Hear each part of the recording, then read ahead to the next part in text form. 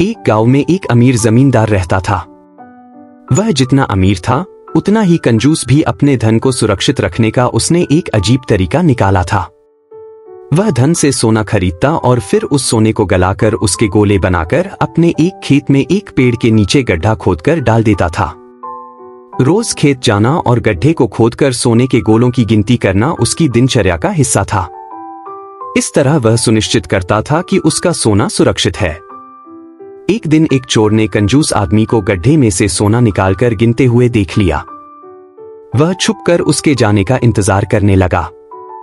जैसे ही कंजूस आदमी गया, वह गड्ढे के पास पहुंचा और उसमें से सोना निकालकर भाग गया।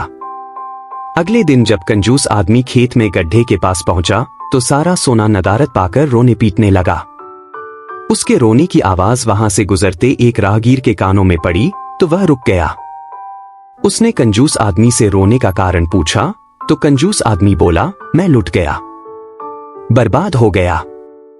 कोई मेरा सारा सोना लेकर भाग गया। अब मैं क्या करूंगा? सोना किसने चुराया? कब चुराया? राहगीर आश्चर्य में पड़ गया।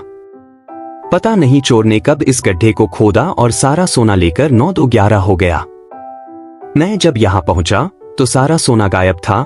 कंजूस आदमी बिलखते हुए बोला, गड्ढे से सोना ले गया?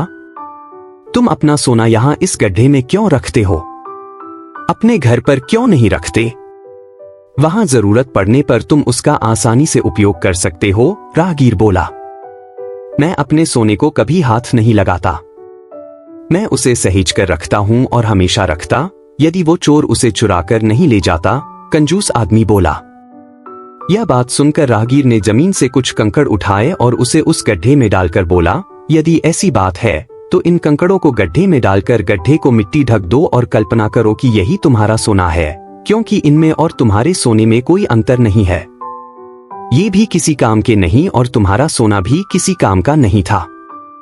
उस सोने का तुमने कभी कोई उपयोग ही नहीं किया, नहीं करने वाले थे।